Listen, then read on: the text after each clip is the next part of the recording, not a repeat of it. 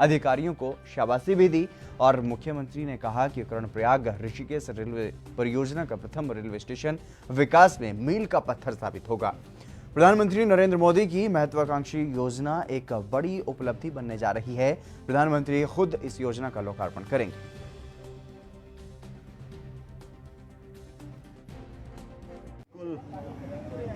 Unique है योग नगरी ऋषिकेश का ये रेलवे स्टेशन। इस तरह से ये परियोजना जो ऋषिकेश, कर्णप्रयाग, बद्रीनाथ और केदारनाथ, फ्यूचर में डोईवाला से उत्तरकाशी और गंगोत्री यमुनोत्री इस परियोजना से जुड़ेगा। तो अपने आप में परियोजना भी यूनिक है और उसी तरह से जो रेलवे स्टेशन को डिज़ाइन किया गया है तो बहुत ही कुशलता के साथ और कहना चाहिए कि एकदम डिफरेंट है, अलग है, बिल्कुल ढंग से इसको डिज़ाइन किया गया है जो पर्यावरण के भी अनुकूल है। तमाम पर्यावरणीय जो सिस्टम है उसका भी ध्यान रखा गया है। मैं समझता हूँ कि जब दुनिया भर के तीर्थ यात्री यहाँ पर आएंगे तो योग नगरी ऋषिकेश रेलवे स्टेशन की याद उनके लिए जीवन भर के लिए। भारत को उत्सवों का देश कहा जाता है। यहाँ हर ऋतु के हिसाब से त्योहार मनाए जाते हैं और सभी का अलग अलग महत्व भी होता है। ठीक इसी तरह से हरियाली तीज का भी विशेष महत्व है। आज देश भर में सुहागिनों ने हरियाली तीज का पर्व मनाया और ठीक ऐसा ही नजारा उत्तराखंड के हरिद्वार में भी देखने को मिला। चलिए आप भी देखिए कि किस तरह से महिलाओं ने कोरोना काल के समय में भी इस त्योहार को मनाया है।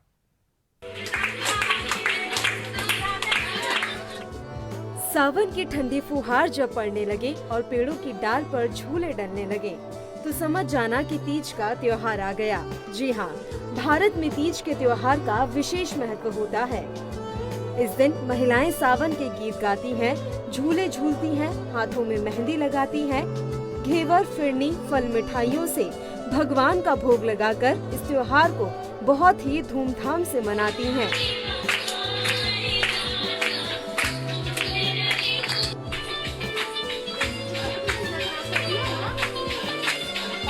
आज पूरा देश हरियाली तीज का पर्व मना रहा है। सुहागिन महिलाओं के लिए इस दिन का विशेष महत्व होता है। इस दिन महिलाएं 16 श्रृंगार कर अपने पति की लंबी उम्र और सुख समृद्धि के लिए व्रत रखती हैं। सौंदर्य और प्रेम के इस पर्व को श्रावणी तीज भी कहते हैं। हरियाली तीज के दिन महिलाएं पूरी श्रद्धा से भगवान शिव पार्वती की पूजा करती हैं।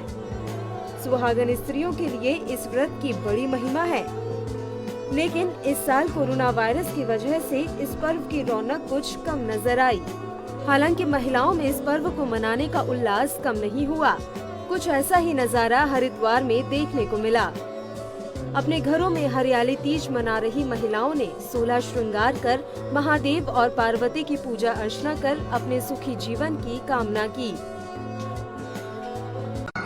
ये सावन के महीने में जो शिवरात्रि के बाद तीसरे दिन हरियाली तीज का मनाने का हमारे हिंदू रीति रिवाज में एक पौराणिक समय से चला आ रहा है रिवाज। और इसलिए ये हम इसलिए मनाते हैं कि शिव पार्वती का आज मिलन होता है। शिवरात्रि की ये जो तीसरी रात होती है तो आज इसको हरियाली तीज के रूप में मनाया जाता है। खूब खुशियाँ मनाती हैं और बहुत अच्छे से रंगारंग कार्यक्रम करते हैं, मेहंदी लगाते हैं, घेवर बाजार से लेकर आते हैं, कुछ लोग घर में भी घेवर बनाते हैं, झूला डाला जाता है, बच्चियाँ झूले पे झूलती हैं, लड़कियाँ झूले पे झूलती हैं, नए नए कपड़े पहनते हैं, नई नई चूड़ियाँ पहनी जाती हैं। तो इसको बड़े हर्षोल्लास से मनाया जाता है और इसी दिन से जो हमारा त्योहार जो होते हैं वो आगे शुरुआत हो जाती है ये हरियाली तीज के आने के बाद। कोरोना काल और लॉकडाउन की वजह से छोटे स्तर पर इस त्योहार को भी महिलाओं ने खूब मौज मस्ती के साथ मनाया। हर्षोल्लास का त्यौहार है और ये सुखी दाम्पत्य जीवन के लिए मनाया जाता है और साथ साथ कुंवारी जो लड़कियां होती हैं वो अपना मनवांछित वर पाने के लिए भी इस त्यौहार को मनाती हैं। तो हमारे उत्तर भारत में इस त्यौहार का विशेष महत्व है। एक सामाजिक त्यौहार भी था एक जिसमें बहुत सारे लोग इकट्ठे हुआ करते थे, तो वो एक चीज़ का रेगुलेशन हमारे बीच में लग गई है, जिसकी वजह से उतने हम लोग आपस में मिलने से भी कतराते हैं। तो वो जो उल्लास था वो थोड़ा सा इस चक्कर में कम हो चुका है।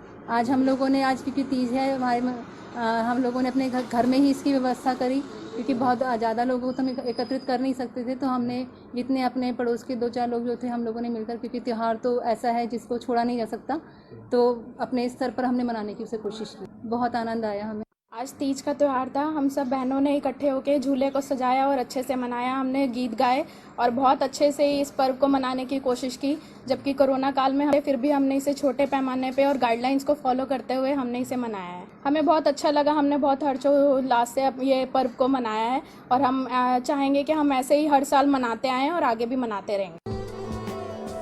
कोरोना वायरस ने एक और जहां लोगों को घरों में रहने को मजबूर किया है, वहीं दूसरी ओर लोगों को घर परिवार में एक साथ रहने का मौका भी दिया है। इन महिलाओं ने तीज के त्योहार को भले ही छोटे पैमाने पर मनाया, लेकिन इनमें एक उम्मीद और उमंग देखने को मिली कि जिंदगी में कितने भी उतार चढ़ाव आ जाएं, लेकिन हौसला कभी नहीं हारना चाहिए। हरिद्वार से ANB न्यूज के लिए संवाददाता विकास की रिपोर्ट।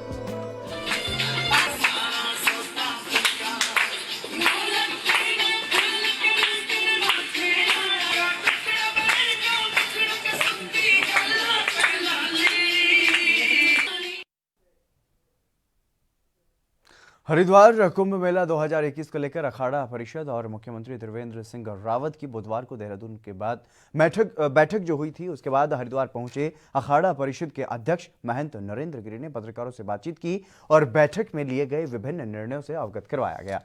मुख्यमंत्री के साथ कुंभ मेले को लेकर हुई अखाड़ा परिषद की इस अहम बैठक में कई मुद्दों पर संतों के साथ चर्चा की गई और कुंभ मेले के कार्यों को लेकर के भी निर्णय भी लिया गया।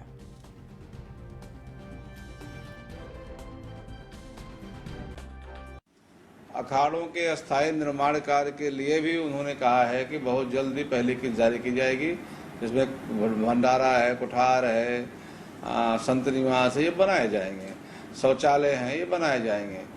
तीनों अनियों के जमीन का विषय आया था, तो माननीय मुख्यमंत्री ने कहा कि इस पर हम विचार कर रहे हैं कि तीनों अनियों के जो बैरागी कैंप है वहाँ जमीन देना है और कानूनी सलाह लेकर के जमीन दी जाएगी।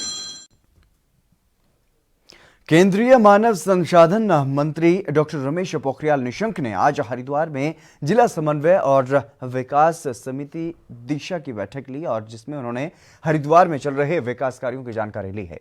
बैठक में जिले के जिलाधिकारी समेत सभी विभागीय अधिकारी मौजूद रहे। केंद्रीय मंत्री डॉक्टर रमेश पोखरियाल निशंक ने अधिकारियों को तमाम विकास के कार्यों को सही ढंग से और जल्द पूरा करने के दिशा निर्देश भी दिए। दिशा का जो है इस वित्तीय वर्ष में पहली बार वो मीटिंग हो रही है। बहुत विस्तार से ये समीक्षा की जा रही है माननीय केंद्रीय मंत्री जी के माध्यम से और मुख्य तौर पर नेशनल हाईवे का जो कार्यों है उसको इन डेप्थ जो है समीक्षा किया गया है। यूपी इरिगेशन को लेकर के कुछ जो समन्वय का कुछ इश्यूज था उसको जो है अधिकतम जो है माननीय मंत्री जी के माध्यम से सॉल्व कर दिया गया है। वहाँ पे संबंधित यूपी स्टेट का जो माननीय मंत्री जी से भी इन्होंने स्वयं बात किए थे और कुछ डायरेक्शंस जो है हमें आगे करने के लिए जो है डायरेक्शंस मिला है। इसके अलावा जो है चिकित्सा विभाग का जो कुछ प्रोजेक्ट्स जो है अभी रुकी हुई थी तो उसको जो है तेज़ी से कैसे इसको निस्तारण करना करके मार्गदर्शन मिला है और PWD का जो है विभिन्न सड़कों जहां पे दिक्कतें हैं उसका भी डिटेल ढंग से समीक्षा किया गया है।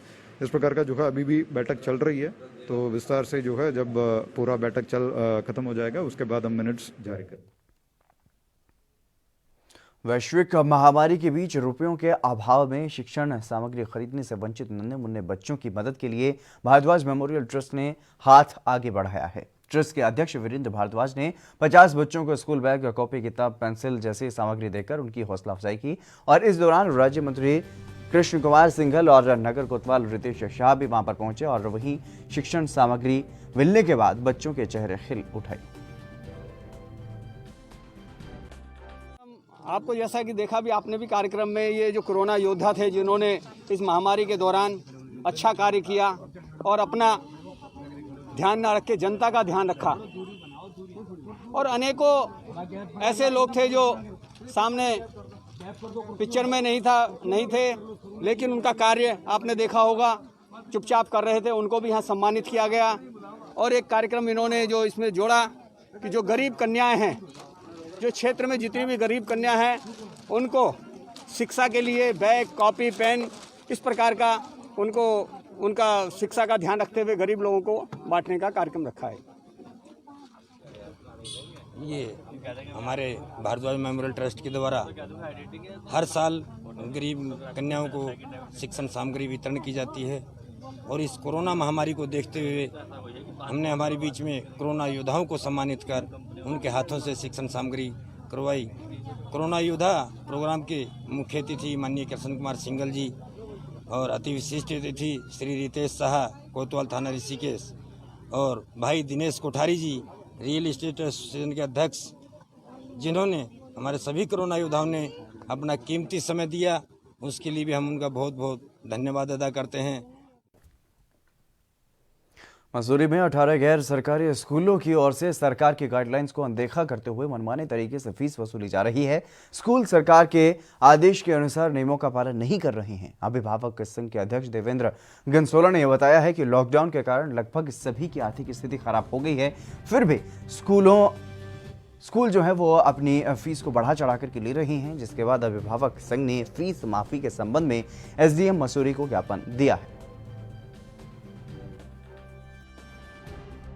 सर, आज हम सब लोग यहाँ पे एसडीएम ऑफिस में इकट्ठे हुए हैं और हमने इनको ज्ञापन दिया है कि जो लॉकडाउन के दौरान जो फीस माफ़ी को लेके चल रहा है अभिभावकों का, जो कि ये जो इस समय सबकी आर्थिक स्थिति खराब हो रखी है और इस दौरान जो है स्कूल द्वारा कुछ फीस में कुछ निजात दिए जाए और जो स्कूल द्वारा वृद्धि है वो माफ़ की जाए। और तीसरी बात जो है कि हो सके तो स्कूल द्वारा 3 माह की जो लॉकडाउन की फीस है वो माफ़ कर दी जाए। अभिभावक संघ मसूरी के पदाधिकारियों द्वारा एक ज्ञापन या एक मांग पत्र दिया गया है और उसमें ये कहा गया है कि मसूरी के जो प्राइवेट स्कूल हैं वो सरकारी नियमों का पालन नहीं कर रहे हैं, अपने मनमाने तरीके से फीस ले रहे हैं, जबकि ये प्रावधान है कि इस समय उनको कोई जोर ज़बरदस्ती नहीं करनी है। अगर कोई अभिभावक अपनी इच्छा से फीस देना चाहे तो ले सकते हैं, ये नहीं करना है, बाउंडेड नहीं करना है कि आप जो है इस महीने की तारीख तक फीस देंगे ही देंगे। तो ये इस तरह के कुछ और भी नियम हैं, वो इन लोगों की यही डिमांड है कि जो सरकारी नियम है उनका अनुपालन हो और उस पर अमल हो। इसको लेकर के ये भी डिमांड है कि एक बैठक की जाए प्रधानाध्यापकों के साथ इनके प्राइवेट स्कूलों के। तो मैं कुछ दिन में 2-4 दिन में एक बैठक रखूँगा, उसमें इन अभिभावक संघ के पदाधिकारियों को भी बुलाया जाएगा और वहाँ पे विचार विमर्श होगा और इस जो सरकारी नियम है उनको फॉलो करने के पूरे प्रयास किए जाएंगे। अगर कोई मानता नहीं है तो उसके खिलाफ कोई कार्रवाई? बिल्कुल, अगर सरकारी नियमों का उल्लंघन होता है तो एपिडेमिक एक्ट के अंतर्गत एफआईआर दर्ज की जा सकती है। तो इसको हम अमल में लाएंगे, अगर ऐसी नौबत आती है तो जरूर करेंगे। धारचूला के लोगों ने संयुक्त रूप से बीआरओ के खिलाफ नारेबाजी की है। जिलाधिकारी को ज्ञापन भी दिया गया है। आपको बता दें कि धारचूला विधानसभा में मुनस्यारी और धारचूला दारमा व्यास सहित कई सड़कें बीआरओ बना रही है। कुछ सड़कों का काम पूरा हो चुका है और कुछ का बाकी है। ऐसे में सड़कें बारिश की वजह से पूरी तरह से बंद हो गई हैं और लोगों को इससे काफी परेशानी हो रही है। इसलिए लोगों ने प्रशासन से जल्द ही इस समस्या के समाधान की अपील की।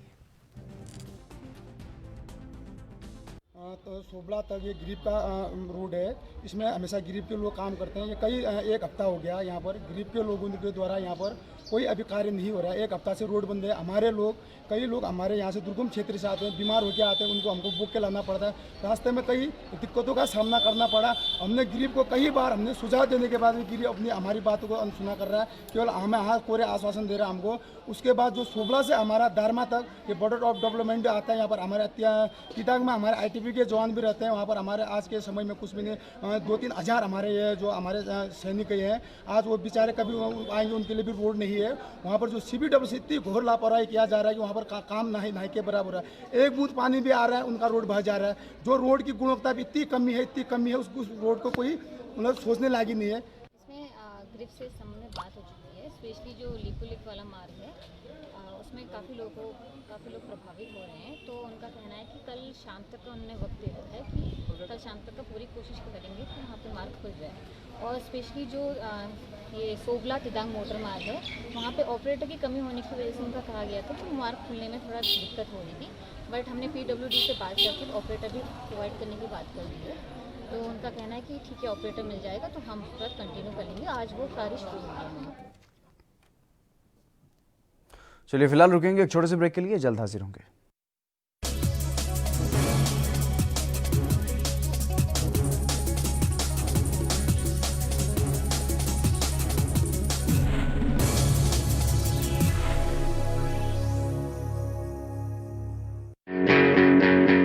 All India ISC Class 12 topper Sumit Kumar Tripathi of CMS Gomti Nagar, who secured 99.75%, was awarded ₹2 lakhs as prize by CMS. Online classes in CMS will continue till the government reopens the schools. Prescribed syllabus, book list and timetable available on www.cmseducation.org.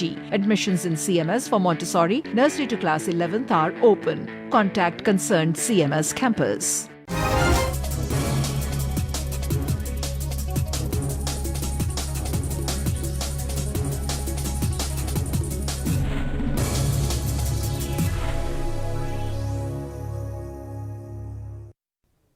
Break के बाद एक बार फिर से आप सभी का स्वागत है। खबरों में आगे बढ़ेंगे। सोमवार रात को विश्व प्रसिद्ध हर की पैड़ी पर दीवार गिरने के मामले में आज नया मोड़ आ गया है। अभी तक आकाशीय बिजली को दीवार गिरने की वजह बताया जा रहा था, लेकिन हर की पैड़ी के आसपास ही रहने वाले कई लोगों ने आकाशीय बिजली गिरने की कहानी पर विराम लगा दिया है। ऐसे कई लोग सामने आ गए हैं जिन्होंने दीवार को अपनी आंखों से गिरते हुए देखा है, लेकिन किसी को भी आकाशीय बिजली गिरते नहीं दिखाई दी।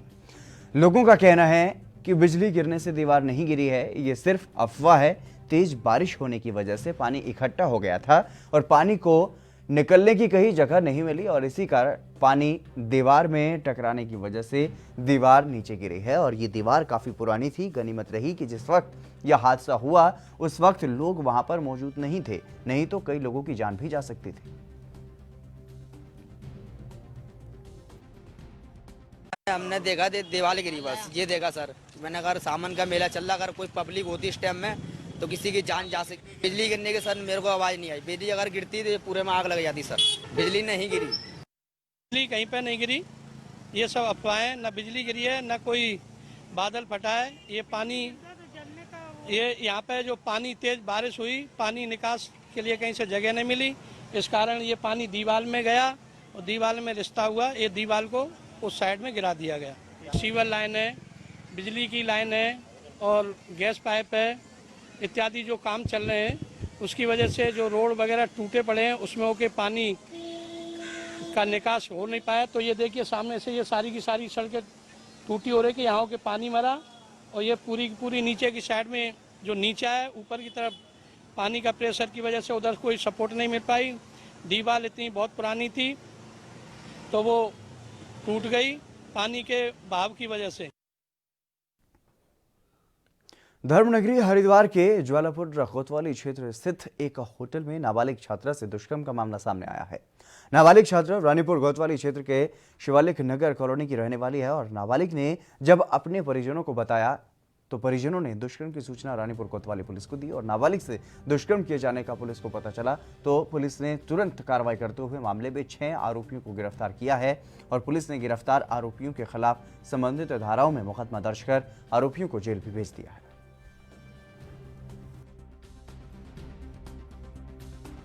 तो इसमें जो है एक नाबालिग बच्चे के साथ जो है एक रेप का सूचना हमारा थाने में मिली थी।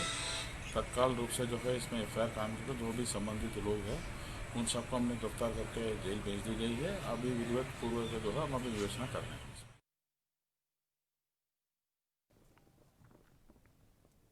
पुराने बुजुर्गों का कहना है कि मिठाई में गुड़ से मीठा और लाभकारी कुछ नहीं होता, लेकिन अब ये गुड़ जहर के रूप में लोगों को परोसा जा रहा है। रुड़की क्षेत्र के ग्राम बिझोली, झबरेड़ा और लिबरहेड़ी में बरसात के बावजूद गुड़ बनाने का काम पूरे जोरों पर है। भले ही खेतों में अब गन्ना ना रहा हो, लेकिन भारी मुनाफे के लिए कुछ व्यापारी और कोल्हू मालिक पुराने गुड़ और खराब हुई चीनी में खतरनाक केमिकल मिलाकर बहुत खूबसूरत गुड़ बनाने का काम कर रहे हैं। जाने माने चिकित्सक हृदय रोग विशेषज्ञ डॉक्टर एनडी अरोड़ा का कहना है कि इस प्रकार का गुड़ लीवर और किडनी पर बहुत ज्यादा असर डालता है। कौन गुड़ दिया आपको और कौन लोग दोबारा चीनी मिला के गुड़ बनवाना चाह रहे हैं? किस तरह बन रहा है? कई आड़ती ले रहे हैं यहाँ। किस तरह बना रहे हैं गुड़ यहाँ पे? कैसे बना रहे हैं आप लोग गुड़? चीनी इसका गुड़ का मिला, चीनी मिला के गुड़ बना रहे हैं। और केमिकल क्या लगा रहे हैं इसमें साथ में? ये मसाला है तो मुझे पता नहीं क्या हो। कितना गुड़ रोजाना बन रहा है? 18 19 20 तक बनता है। क्विंटल। कहाँ जाता है? मंगलौर मंडी में। अगर बहुत दिन तक पड़ा रहे तो उसमें फंगस लग जाता है और साथ साथ उसमें फर्मेंटेशन शुरू हो जाता है और उसमें बहुत सारा ऐसे टॉक्सिन पदार्थ हो जाते हैं जो हमारी किडनी को नुकसान करता है। या तो पूरी प्रोसेस बना के अल्कोहल शेप में निकाला जाए, फिर तो बात दूसरी है, या शीरा बना दिया जाए। अदरवाइज़ तो ये अगर आप इसे दोबारा रिफाइन करके या केमिकल मिला के, इसी वजह से तो हमारे यहाँ गुर्दे की टॉक्सिसिटी बहुत बढ़ रही है। में मुझे जानकारी मिली है, आप लोगों के माध्यम से मुझे जानकारी मिली है। मैंने जो संबंधित जो फूड इंस्पेक्टर है उससे मेरी दूरभाष से वार्ता हो गई है और मैंने उसको स्पॉट के लिए बोला है, सैम्पलिंग के लिए बोला है और उनके सैंपल लिए जाएंगे और अगर कोई इलीगल कोई इस तरह का केमिकल अगर पाया जाता है उसमें तो उनके खिलाफ वैधानिक कार्रवाई अमल में लाई जाएगी। हरिद्वार के कांगड़ी गांव में बरसात के दौरान हर साल बाढ़ जैसे हालात पैदा हो जाते हैं, लेकिन इसके बावजूद शासन और प्रशासन इस तरफ कोई ध्यान नहीं देता है।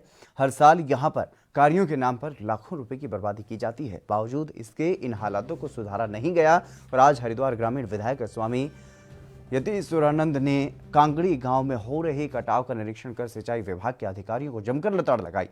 विधायक की फटकार के बाद सिंचाई विभाग के अधिकारियों ने काम शुरू कराने का भरोसा दिया है और विधायक स्वामी का यहां पर कहना है कि हरिद्वार का कांगड़ी गांव ऐतिहासिक गांव है और गंगा के मुहाने पर है। तत्काल अधिकारियों द्वारा यहां पर कार्य शुरू नहीं किया गया तो पानी की वजह से काफी बड़ी दुर्घटना होने की संभावना है।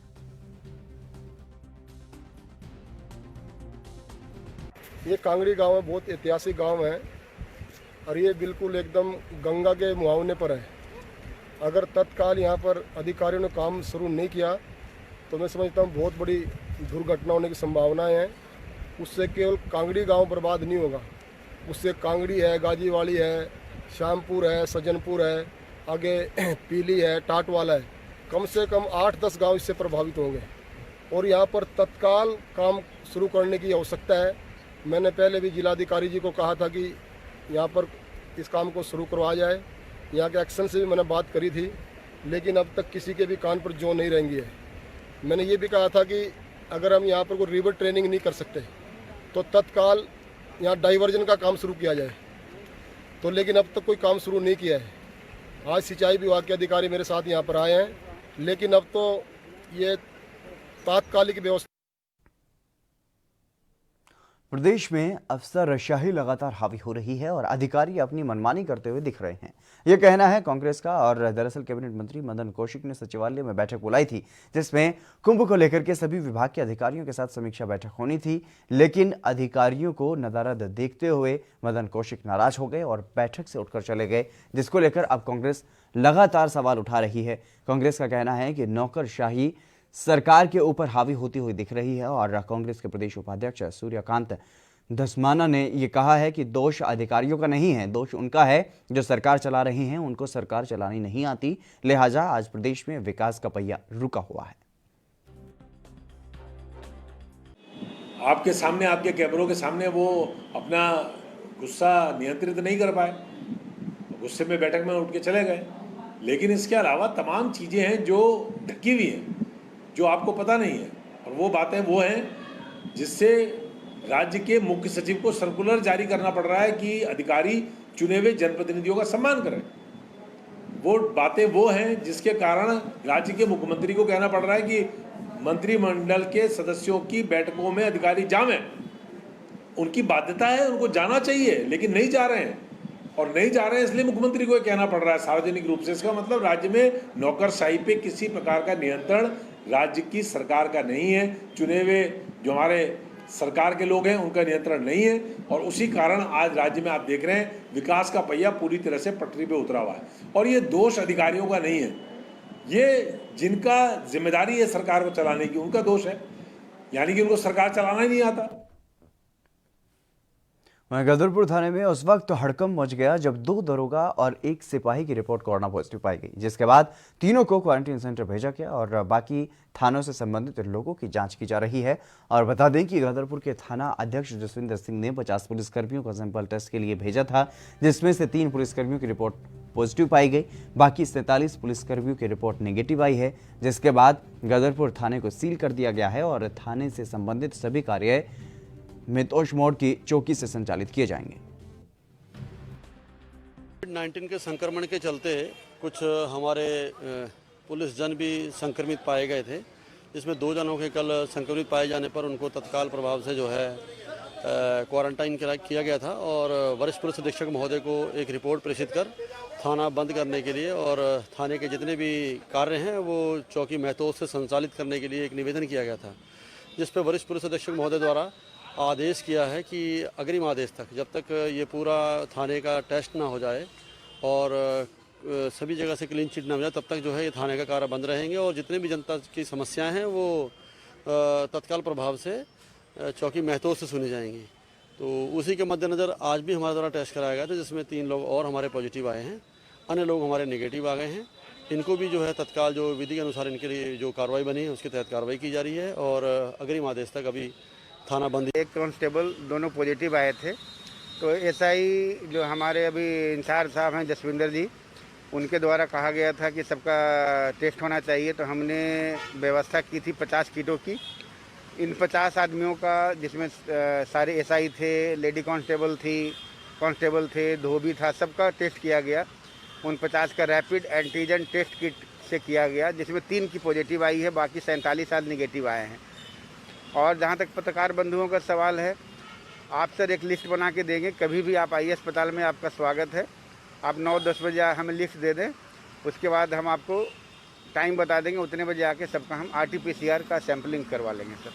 सर ये एसआई साहब एसओ साहब ने बोला है कि इनकी हम कॉन्टैक्ट हिस्ट्री निकालेंगे और जो कॉन्टैक्ट में तो थाने के ही सारे स्टाफ थे, अब बाकी और भी जो कॉन्टैक्ट हिस्ट्री होगी वो तलाशेंगे, उनका भी हम सैम्पलिंग कराने की व्यवस्था।